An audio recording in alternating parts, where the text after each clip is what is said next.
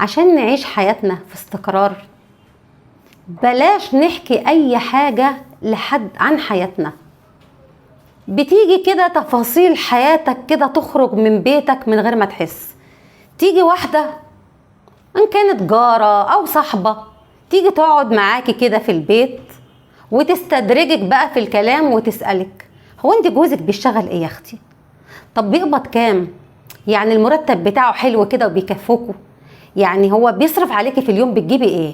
انت عايشه ازاي؟ بتاكلي ايه؟ بتشربي ايه؟ بتلبسي ايه؟ بتودي عيالك مدارس ايه؟ بتوديهم مدارس حكومه ولا بتوديهم مدارس خاصه ولا مدارس انترناشونال؟ انتوا حياتكم عامله ازاي في البيت؟ جوزك بيدلعك؟ جوزك بيحبك؟ جوزك بياخدك كده يفسحك؟ جوزك بيجيب لك هدايا؟ يعني جوزك فاتح لك كده حساب في البنك كده وليكي مصروف ايد كل شهر بينزل يجيب لك كل طلباتك كده وهو مش متضايق؟ بياخدك يفسحك انت والعيال؟ عندكم عربيه ولا ما عندكوش؟ طب انتوا مش عاينين حاجه كده في البنك؟ راشقه حياتها، راشقه عينيها في حياتك وانت مش واخده بالك. هي عماله تستدرجك وتعرف بيتك بيصرف ايه وجوزك دخله ايه وحياتكم عامله ازاي، تاكلوا بتشربوا ازاي، وهي محدش يعرف عنها حاجه. انت ولا عمرك سالتيها ولا عمرك هتساليها ولا يعنيكي اساسا حياتها عايشه ازاي مع جوزها.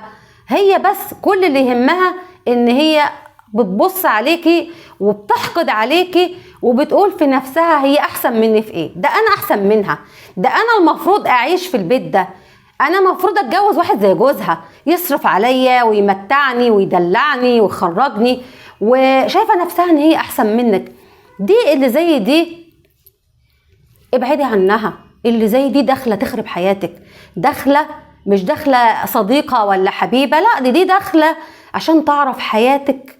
ولو طالت ان هي تخطف جوزك منك او طالت ان هي تخرب حياتك او تطلقك في سبيل ان هي ما تبقاش حالة الغيرة اللي عندها بالشكل ده، هي مش هتتوانى في ان هي تعمل اي حاجة في حياتك، هتخرب لك حياتك.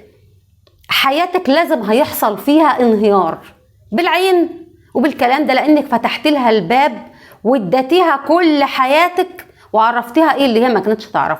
لو قفلت الباب من البداية وقلت لها احنا راضيين بحياتنا والحمد لله على اللي ربنا بيديه لجوزي بيرزقنا بيه، حياتنا حلوة الحمد لله رضا، هي كده هتعرف ان انت مش عايزه تتكلمي.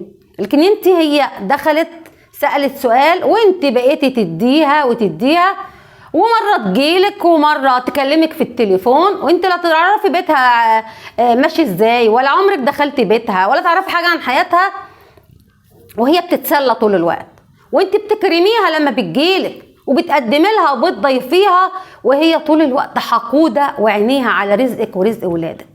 لو ما كانش بتجيلك فبالتليفون عايشة معاكي انت طبخة ايه النهاردة، انت مش هتخرجي تشتري مش عارف ايه، ده بيقولوا في السوق نزل كذا انت اشتريتي ولا ما اشتريتيش. انت ما بتسأليهاش انت جبتي ولا لا، ولكن هي طول الوقت عايزة تعرف حياتك وحياة غيرك وغيرك وغيرك، ودي فاضية للحاجات اللي زي كده. دي جوزها معكنن عليها مطفشها طول الوقت من البيت، فدي بقى دايرة عليك وعلى دي وعلى دي وعلى دي، عمالة تحقد على كل الناس اللي حواليها. القلب الاسود اللي جوه الناس اللي زي دول عشان تعيشوا حياتكم في امان واستقرار اوعوا تدوهم سركم. اي حد بيسأل ما عندناش غير كلمة الحمد لله بس، لا تفتحوا باب للكلام ولا باب برزقنا ايه، قفلوا قفلوا. وطول ما انت لسانك في بقك محدش هيعرف عنك حاجة. انا بشكركم جدا والسلام عليكم ورحمة الله وبركاته.